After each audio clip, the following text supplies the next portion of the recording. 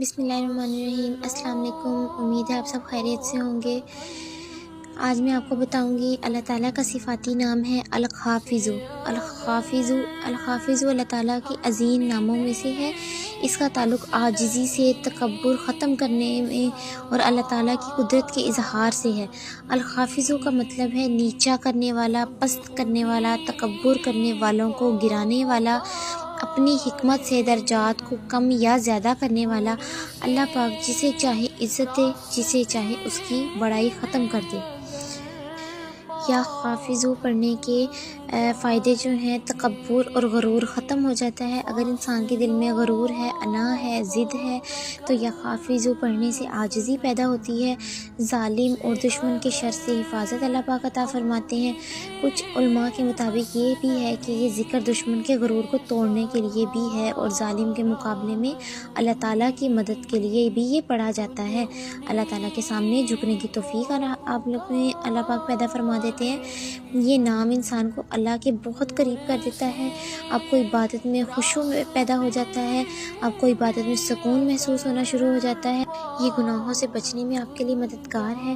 جو شخص نفس کے غرور یا برائیوں سے، پریشانیوں سے یا اس کے ذکر کے لیے، یہ ذکر جو ہے اصلاح کا ذریعہ بنتا ہے۔ دل کے لیے سختی جو ہے وہ نرم ہو جاتی ہے۔ یہ ذکر دل کو نرم کرتا ہے، انسان کو اللہ تعالیٰ کی طرف رجوع سکھاتا ہے۔ دنیاوی بڑائی کی حقیقت آپ کو سمجھ آ جاتی ہے۔ یہ نام آپ کو یاد دلاتا ہے کہ عزت اللہ تعالیٰ کے ہاتھ میں ہے، مقام اللہ تعالیٰ دیتا ہے۔ غرور انسان کو ہمیشہ گرا دیتا ہے۔ اس کا پڑھنے کا طریقہ کار، اس کا پڑھنے کا وظیفہ یہ ہے کہ عشاء کی نماز کے بعد یا پھر تہجد کے وقت۔ تہجد بہت خوبصورت وقت ہے۔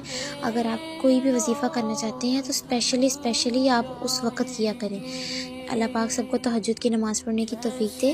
اگر آپ عشاء کی نماز کے بعد پڑھنا چاہتے ہیں تو بھی آپ پڑھ سکتے ہیں، تہجد کے وقت پڑھنا چاہتے ہیں تو بھی آپ پڑھ سکتے ہیں۔ آپ نے پڑھنا ہے یا حافظ، یا حافظ 70 بار پڑھنا ہے یا پھر ایک تسبیح پڑھنی ہے۔ 70 بار یا ایک تسبیح یعنی کہ 100 مرتبہ۔ اول و آخر آپ نے درود پاک پڑھنا ہے، ٹھیک ہے؟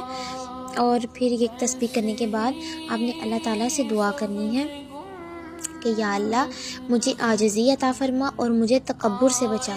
یا اللہ مجھے عاجزی عطا فرما اور مجھے تکبر سے بچا۔ اور خاص بات اس کی یہ ہے وظیفے کی کہ یہ ذکر زیادہ تر روحانی اصلاح کے لیے اور ظلم جو آپ کے ارد گرد کوئی ظالم ہے، آپ پہ ظلم ہو رہا ہے تو اس کے مقابلے میں اللہ تعالیٰ کی مدد کے لیے پڑھا جاتا ہے، ٹھیک ہے؟ باقی اللہ کی ذات ہم سب کو پڑھنے کی توفیق عطا فرمائے۔ آپ نے مجھے اپنی دعا میں یاد